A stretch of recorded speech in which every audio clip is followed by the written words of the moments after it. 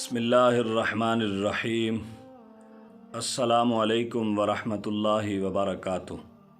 احباب ذی وقار، آج آپ کی خدمت میں شعبان المعظم کے دوسرے دن کا وظیفہ پیش کرنے جا رہا ہوں۔ دعا ہے اللہ رب العالمین مجھے ایسے نیک کام کرنے کی توفیق عطا فرمائے۔ احباب ذی وقار، آج کا وظیفہ سورۃ اخلاص کا وظیفہ ہے۔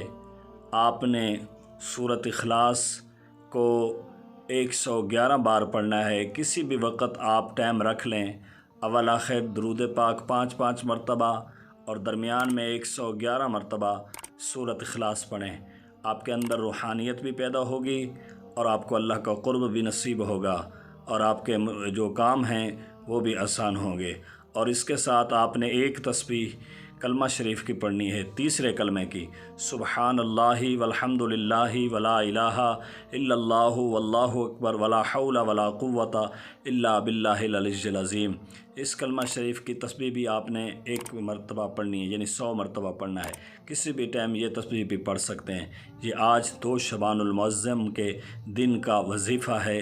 سورۃ اخلاص 111 مرتبہ کسی بھی وقت پڑھیں اور ایک تسبیح تیسرے کلمہ شریف کی پڑھیں۔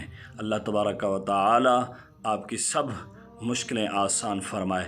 اللہ تعالی ہماری آج کی اس کاوش کو قبول فرمائے، آمین ثم آمین۔